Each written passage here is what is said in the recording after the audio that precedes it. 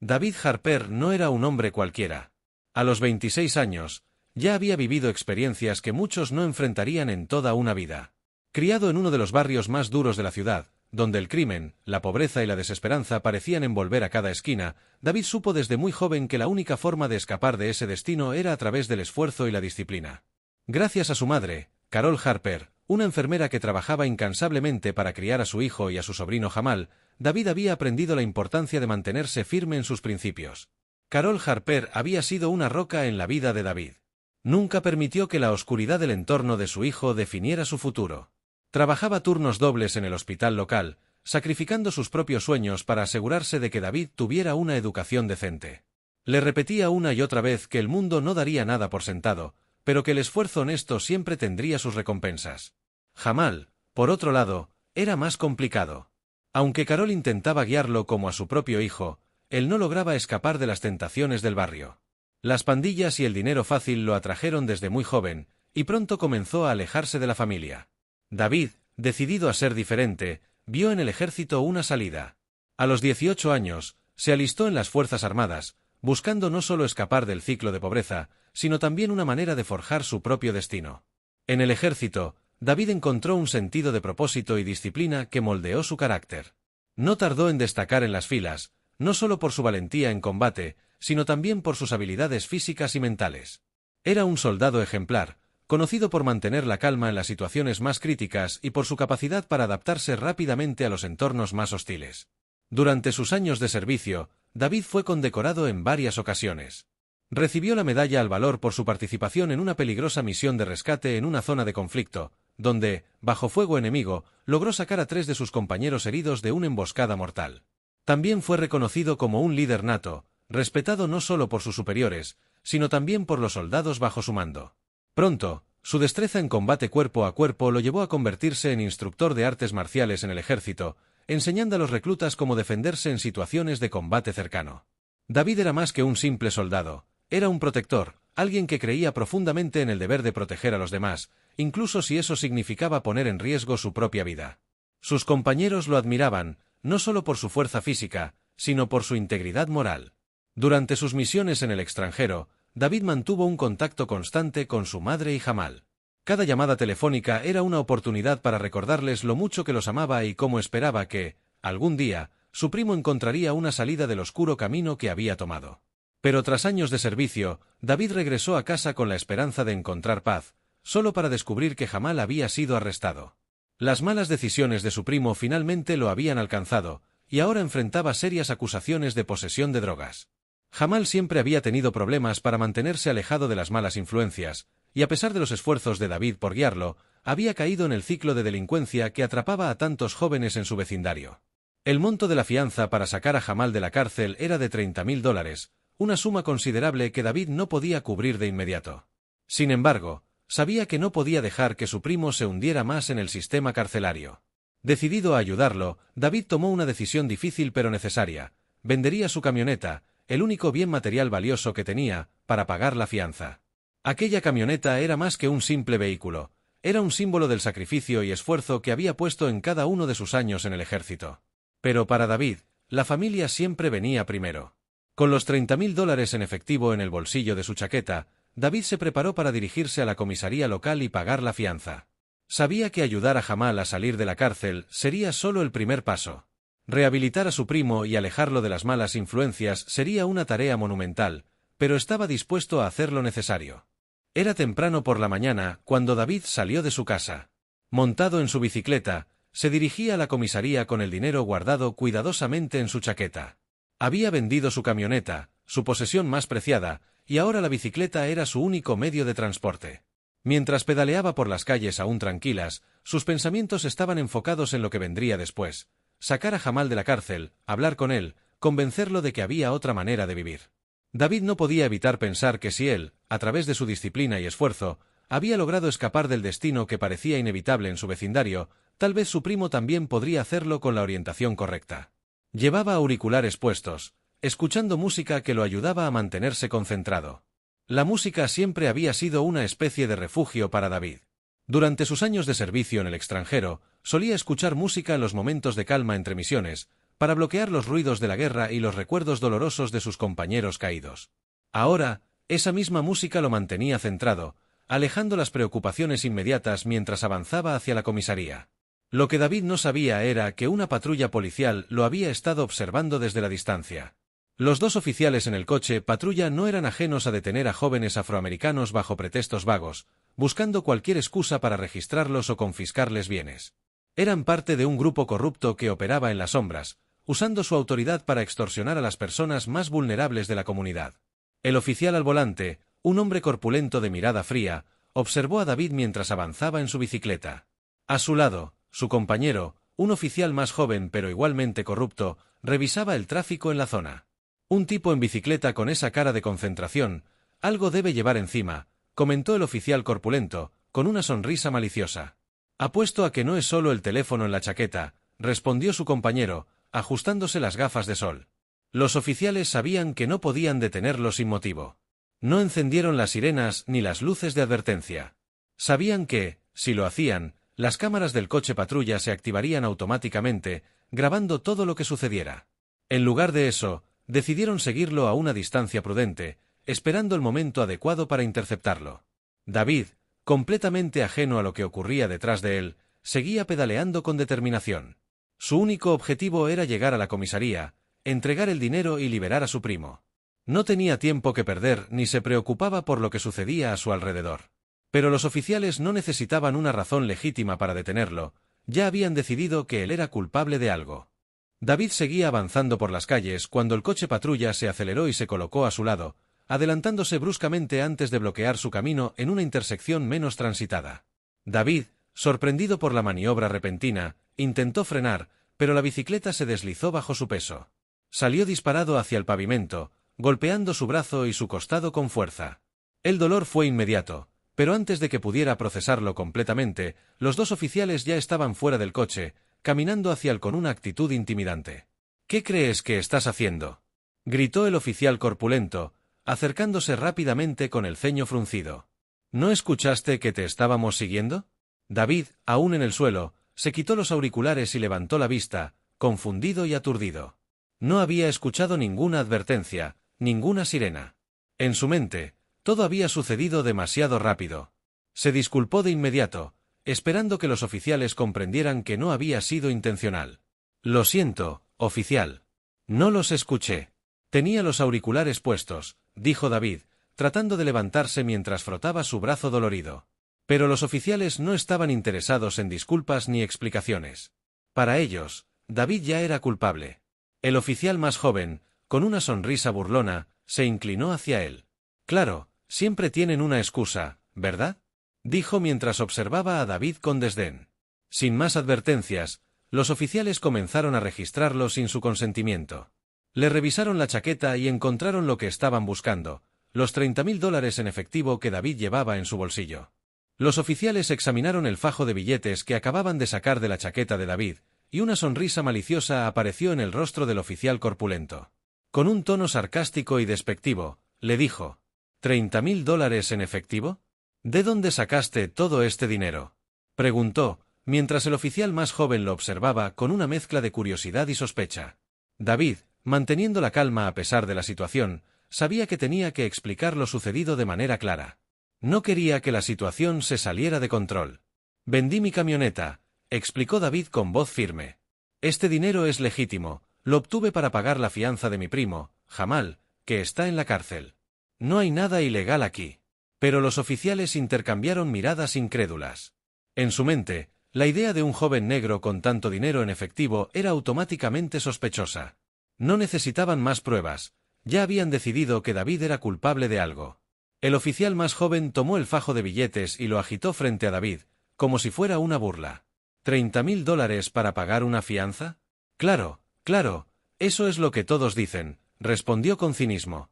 A pesar de los intentos de David por explicarse, los oficiales decidieron ignorarlo por completo. El oficial corpulento metió el dinero en una bolsa de pruebas con una sonrisa satisfecha.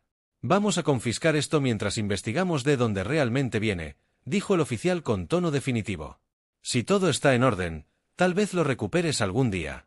Con esa declaración, lo esposaron sin más preámbulos y lo llevaron al coche patrulla, donde lo acusaron de resistencia a la autoridad y de estar involucrado en actividades ilegales, a pesar de que no había ninguna evidencia que respaldara esas acusaciones. Para David, estaba claro que la verdad no importaba en absoluto en ese momento.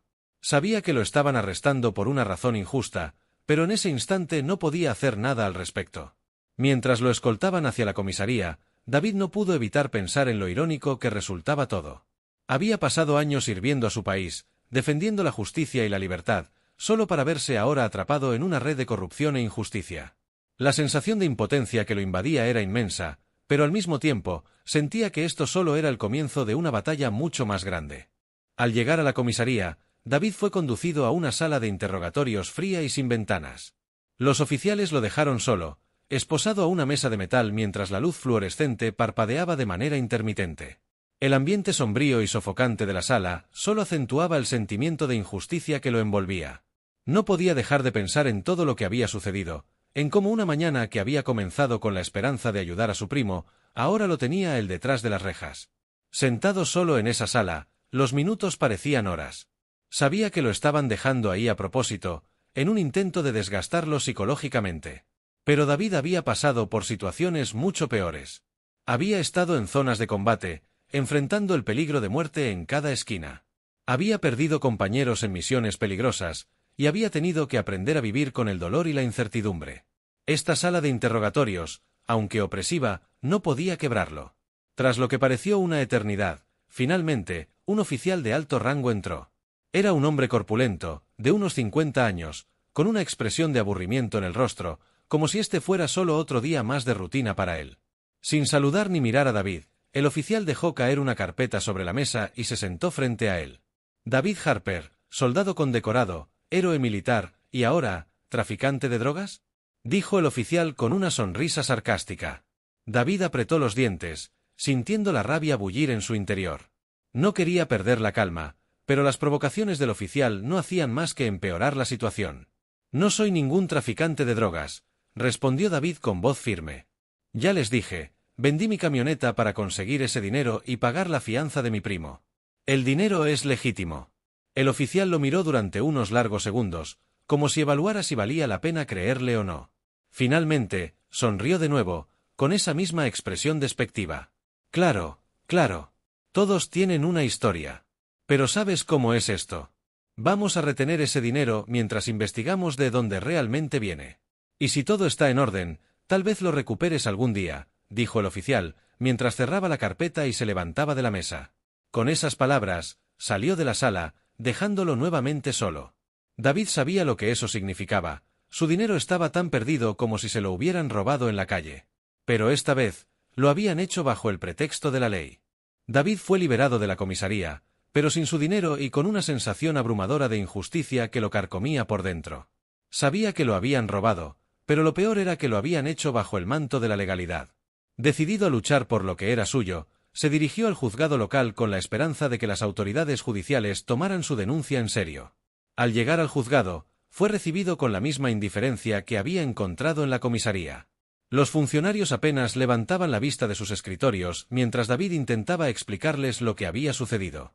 Tras varias horas de espera, finalmente fue atendido por un juez que parecía más interesado en terminar su jornada laboral que en escuchar su caso. El juez, un hombre canoso y con una actitud arrogante, hojeó los documentos que le presentaba David sin mucho interés. Ni siquiera se molestó en mirarlo a los ojos mientras hablaba. Señor Harper, si la policía ha confiscado ese dinero, debe ser porque hay una razón válida. La policía no confisca esa cantidad de dinero sin una investigación, dijo el juez, ajustándose las gafas mientras seguía hojeando los papeles. David intentó explicar que todo era una farsa, que los oficiales lo habían detenido sin motivo y que el dinero era completamente legítimo. Pero el juez no mostró ni una pizca de empatía. Lo siento, pero no puedo hacer nada hasta que la policía termine su investigación, sentenció el juez, cerrando el expediente con un golpe seco. Si todo está en orden, entonces puede que se lo devuelvan. Pero hasta entonces, no podemos intervenir. David salió del juzgado más frustrado que nunca. Sabía que estaba luchando contra un sistema completamente corrupto, y cada paso que daba para encontrar justicia se veía bloqueado por la indiferencia de aquellos que se suponía debían proteger los derechos de los ciudadanos. Las autoridades locales, la policía, y el sistema judicial estaban coludidos en una red de corrupción que parecía impenetrable. Durante los días siguientes, David presentó varias denuncias formales, buscando ayuda en cada rincón posible. Pero en cada intento, se encontraba con el mismo muro de indiferencia. Las puertas se cerraban en su cara, y cada día que pasaba se hacía más evidente que el sistema estaba diseñado para aplastar a aquellos que osaban desafiarlo. David, frustrado pero no dispuesto a rendirse, decidió tomar el asunto en sus propias manos.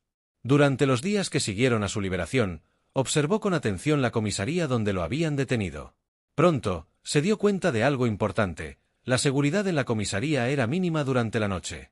Había muy pocos oficiales de guardia, y la sala de pruebas, donde almacenaban las evidencias y bienes confiscados, no estaba bien vigilada. Sabía que lo que estaba a punto de hacer era arriesgado. Pero David había aprendido en sus años en el ejército que, a veces, la única manera de derrotar a un enemigo poderoso era actuar desde las sombras.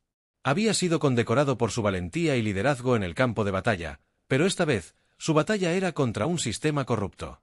Una noche, a las 3 de la madrugada, se vistió con ropa oscura y se dirigió a la comisaría. Sabía cómo moverse sin ser visto. Su entrenamiento militar lo había preparado para situaciones así. Esperó pacientemente en las sombras, observando a los oficiales de guardia. Cuando vio que la oportunidad era perfecta, se escabulló dentro del edificio. David avanzó por los pasillos oscuros, su corazón latiendo con fuerza. Sabía que cada paso lo acercaba más a la justicia, pero también al peligro de ser descubierto. Al llegar a la sala de pruebas, encontró la puerta entreabierta. Con cautela, entró y comenzó a revisar las cajas de evidencia. Lo que encontró lo dejó sin aliento. David se adentró en la sala de pruebas con una mezcla de ansiedad y determinación. Sabía que lo que estaba haciendo era arriesgado, pero no tenía otra opción. Si quería exponer a los oficiales corruptos y recuperar su dinero, necesitaba pruebas. La habitación estaba llena de estanterías repletas de cajas etiquetadas como evidencia. Cada una de esas cajas representaba los bienes confiscados a personas que, como él, habían sido víctimas de un sistema corrupto que los criminalizaba sin pruebas. Empezó a abrir las cajas con cautela, usando una pequeña linterna para iluminar su búsqueda. Lo que encontró fue mucho peor de lo que había imaginado. Cajas llenas de fajos de billetes en efectivo, joyas, relojes de lujo y otros objetos valiosos. Lo más impactante era que muchas de las etiquetas en las cajas pertenecían a personas que David conocía de su vecindario. Vecinos suyos, personas trabajadoras que jamás habrían estado involucradas en actividades ilegales, ahora eran víctimas de la extorsión de estos oficiales. David finalmente encontró una caja con su nombre. Dentro, estaban los $30.000 que le habían confiscado, aún guardados en un sobresellado. Pero también encontró documentos falsificados que detallaban una investigación en su contra, con cargos inventados de posesión de drogas y tráfico. Sabía que estos documentos habían sido creados para justificar la confiscación del dinero, pero eran tan absurdos que no podían sostenerse bajo una investigación seria. Mientras tomaba fotos de todo lo que encontraba, David no podía evitar sentir una mezcla de rabia y esperanza. Sabía que tenía pruebas suficientes para desmantelar el sistema de corrupción que había atrapado a tantos en su comunidad. Pero también sabía que necesitaría más que fotos para lograr justicia. Después de salir de la comisaría con las pruebas que necesitaba, David decidió que no podía confiar en las autoridades locales. Si quería llevar esto ante la justicia, tendría que acudir a una instancia superior. Su primera llamada fue a un antiguo compañero del ejército, Mike Sanders, quien ahora trabajaba en el FBI.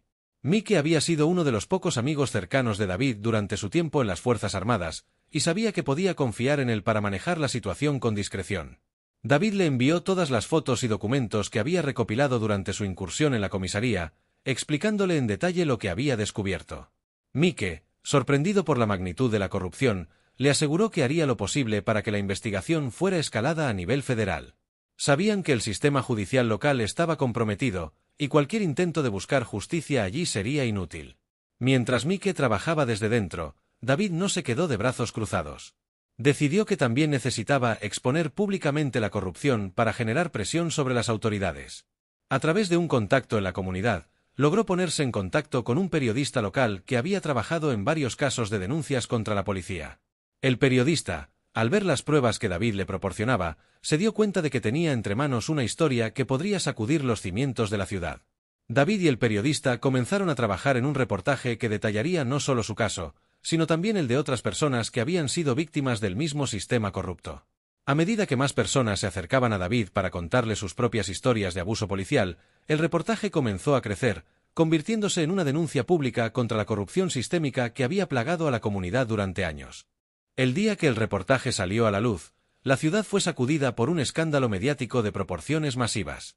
Los noticieros locales y nacionales cubrieron la historia de David, destacando las pruebas irrefutables que había presentado sobre la corrupción en la policía local y el sistema judicial. Las fotos de las cajas llenas de dinero, los documentos falsificados y los testimonios de las víctimas fueron suficientes para captar la atención de todo el país. La presión pública fue inmediata. Los ciudadanos, que durante años habían vivido con miedo de denunciar los abusos policiales, finalmente encontraron una plataforma para expresar su frustración y exigir justicia. Las redes sociales estallaron con mensajes de apoyo para David y llamados a la acción para desmantelar el sistema corrupto. El FBI, que ya estaba investigando gracias a la intervención de Mike, aceleró su investigación. En cuestión de días, varios oficiales de la policía local fueron arrestados y suspendidos de sus cargos mientras se llevaban a cabo investigaciones más profundas. La magnitud de la corrupción era mucho mayor de lo que nadie había imaginado. No solo la policía estaba involucrada, sino también jueces y funcionarios del gobierno local que habían encubierto estos crímenes durante años. A medida que las investigaciones federales avanzaban, se revelaron más detalles inquietantes sobre la red de extorsión que operaba dentro de las instituciones locales. Cientos de personas habían sido arrestadas injustamente, sus bienes confiscados y sus vidas arruinadas por un sistema que debería haber estado protegiéndolas. Aunque muchos de los oficiales corruptos fueron arrestados y el sistema comenzó a desmantelarse, David sabía que su lucha no había terminado. El daño causado por años de corrupción no desaparecería de la noche a la mañana. Muchas personas habían perdido todo, y la confianza de la comunidad en las instituciones estaba gravemente dañada. David, quien nunca buscó la fama, se había convertido en un símbolo de resistencia para su comunidad. La gente lo admiraba por su valentía al enfrentarse a un sistema que había oprimido a tantos. Pero para David, lo más importante era que su primo Jamal finalmente salió de la cárcel. Aunque su camino hacia la redención sería largo, David estaba decidido a ayudarlo a enderezar su vida. Sabía que, después de todo lo que había pasado, la familia seguía siendo lo más importante. Con el tiempo, David comenzó a trabajar con organizaciones de derechos civiles y activistas locales para abogar por reformas en el sistema judicial y policial. Utilizó su experiencia y plataforma para educar a otros sobre sus derechos y exigir una mayor rendición de cuentas por parte de las fuerzas del orden. Sabía que el cambio no sería fácil ni rápido, pero estaba dispuesto a seguir luchando por lo que era justo. Su historia no solo impactó a su ciudad, sino que resonó en todo el país. Otros activistas y comunidades afectadas por la corrupción policial se inspiraron en la historia de David, utilizando su ejemplo como un modelo a seguir en la lucha por la justicia. David Harper pasó de ser un veterano condecorado y respetado, a convertirse en un héroe local que ayudó a desmantelar un sistema de corrupción que había oprimido a su comunidad durante años. Su lucha por la justicia, que comenzó con el simple deseo de ayudar a su primo Jamal, terminó exponiendo un sistema profundamente corrupto que afectaba a cientos de personas inocentes. A través de su valentía, integridad y determinación, David no solo recuperó lo que era suyo, sino que devolvió la esperanza a una comunidad que había perdido la fe en la justicia.